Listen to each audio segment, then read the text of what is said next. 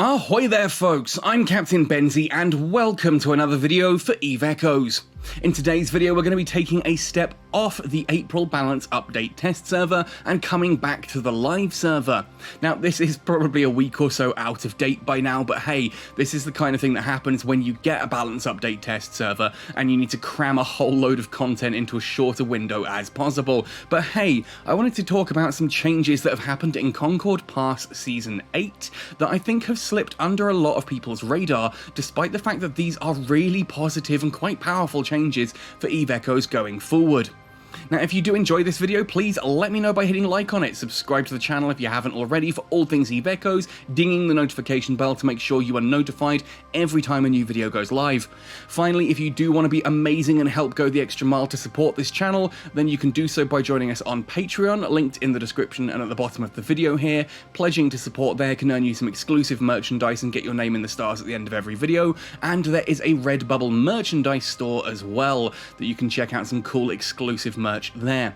Anyway, with all that said and done then, let's talk about Season 8 of the CONCORD Pass.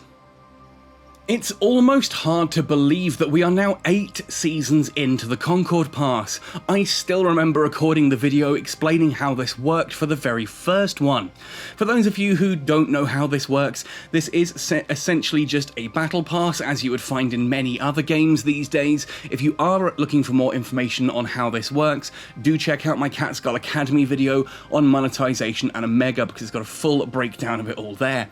So basically, what has actually changed this time? Well, the first and most surprising addition, I think, is if we go into missions.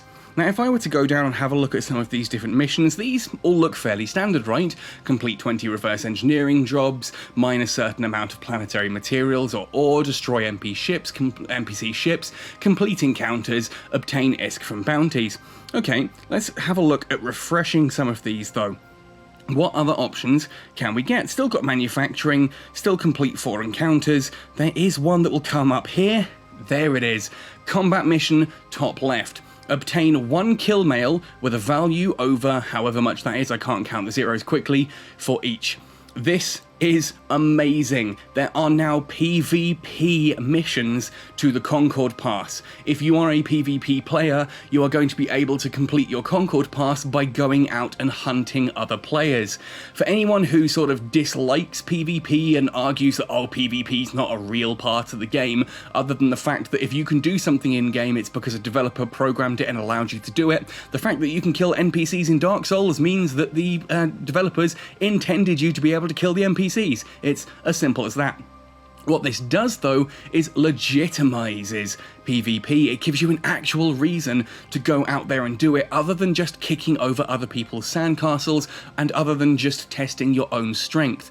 Now, when someone cries at you that they lost their massive expensive glass cannon ship that they were AFK farming in low-sec with, you can sit there and say, sorry mate, it's nothing personal, I'm just completing my CONCORD Pass. And although I am being facetious when I say that, I do actually really like this change. I think this is incredible. It gives PvP players an actual, tangible reward for going out and doing what they do best. Now, is it exploitable? Yes, of course it is. I've already seen people who are using ways to pad out a kill mail on an otherwise fairly cheap to ensure ship, throwing a load of stuff in the cargo hold, etc.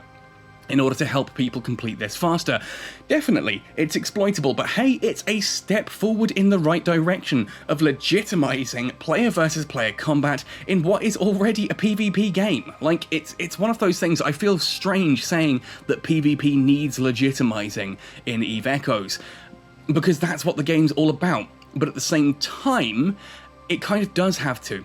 I think one of the key points of PvP difference between EVE Online and EVE Echoes is that in EVE Online, when you buy a ship and fit a ship, the hull is the cheapest part of that.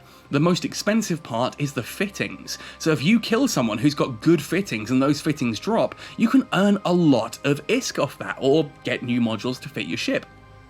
In Eve Echoes, the hull is the most expensive part by a long stretch, which means when you kill someone, you don't really get much. Like if they drop a few C-type modules and maybe some debris, that can sell on the market for a few million, perhaps. I'm again, being a little bit contrite here. I'm well aware that if you were to take out something like a Stratios or an Astero, yes, the Sisters of Eve debris does still sell for good ISK, but this to me is a really cool system that helps reward PvP combat by actually giving you a reward for certain kill mails. It also means, most excitingly, that netties have found ways to watch those kill mails and actively reward them.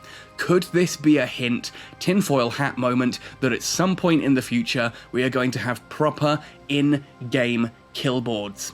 I think this is genuinely a possibility. Netties are showing that they can easily measure your kills. If they can measure these kills, then they can compare them. And if they can compare them, all they need to do then is stack them.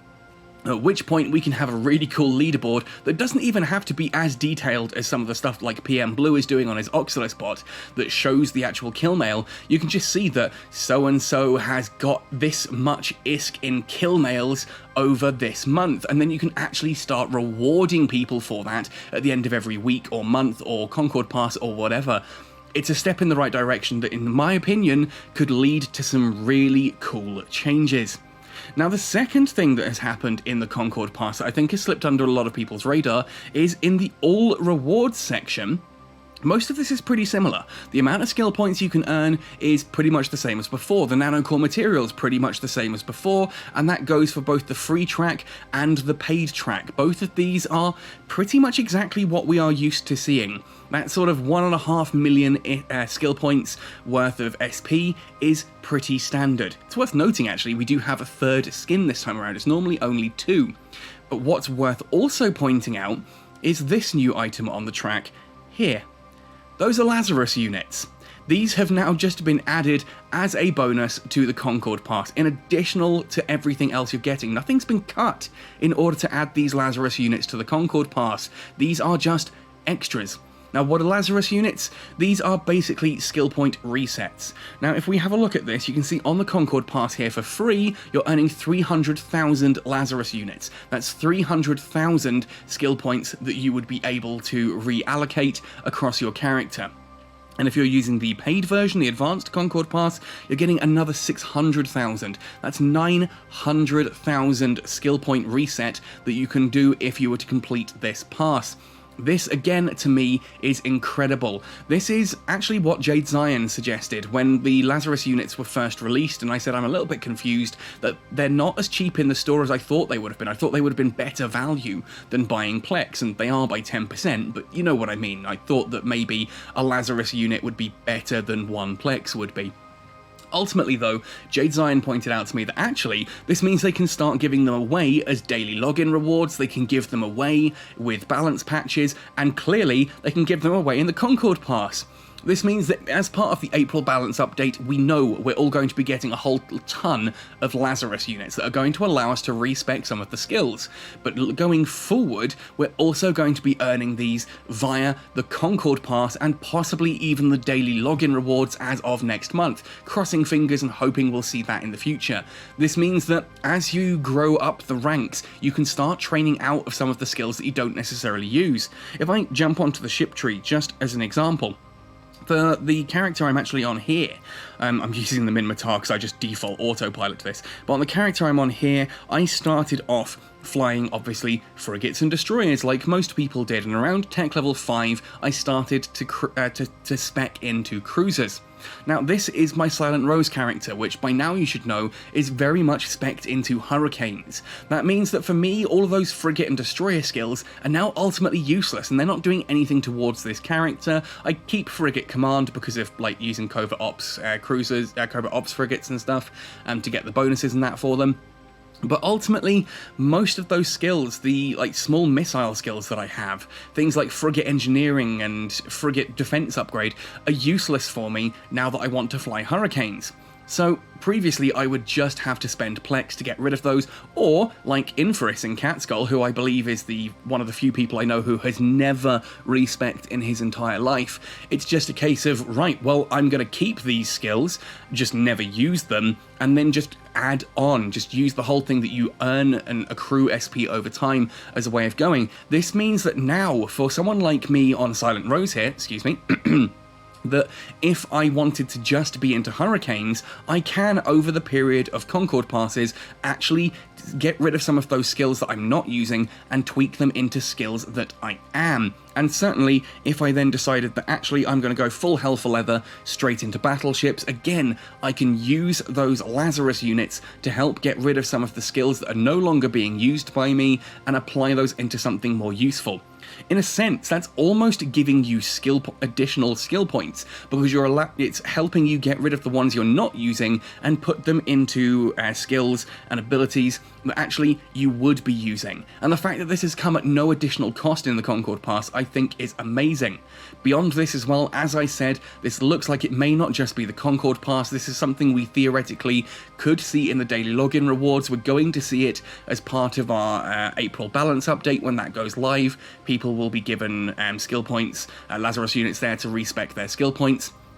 Ultimately, this is a really exciting change for me, and I am super excited to see this. I think this is an excellent step in the right direction, and it's small stuff like this sometimes I think makes an even bigger change than some of the things that we're asking for. Yes, okay, industry still needs a lot of love. The May update is supposed to be bringing that, and I'm hoping we'll have some more news for that soon. I am filming this, by the way, on the 11th of April. Looking at my calendar and getting the numbers wrong. On the 11th of April I'm filming this, so stuff may have happened between me recording this and it going live, but I'm hoping we'll have some stuff about the May balance update, the May industrial update soon. And there's loads of other bits and pieces I would like to see, like I really want a Rifter Assault. I think we should have more Navy and Fleet issue ships. Things like the Hurricane Fleet issue, the Drake Navy issue, that kind of thing. But these little changes like Lazarus units actually add up to an awful lot, and it's very easy to lose sight of that. This is why I say to people that, come at me with the whole, oh, netties have no idea what they're doing with this game, it's just terrible and they keep making it worse. No, they don't. They just keep making it better in ways that you don't even necessarily register. The best changes are the ones that you don't even necessarily notice. They've done something really good for you, something that in a year's time you'll go, hang on, there was a time when we didn't have this, and your brain will just go, holy hell, how did I survive before that? Like, autopiloting has come such a long way from how it used to be. There are so many things in the game that just have been changed and tweaked, corporation overviews and stuff like that. Just, I don't know, I don't want to wax lyrical about that in this particular video, I think that's going off topic, but I am super excited to see that Lazarus units are now in the Concord Pass. We know they're going to be given to us as part of the April balance update. We may see these in daily login rewards. That helps people who want to respec and try new things, or just get rid of skills that they no longer use. Anyway, these are my thoughts and opinions, folks. I would love to know what you think about all of this in the comment section down below, so do have a chat with me. Let me know how you're getting on. Remember, every comment on YouTube puts you in for an opportunity to win a month of Combo Omega, and if you're on my Discord, if you're posting in the public channels there as well, I pick 2 people every week there to win a month of Combo Omega each as well. 3 months of Combo Omega given away for free every week. Anyway, folks, that's all for today. Happy sailing, and see you in New Eden!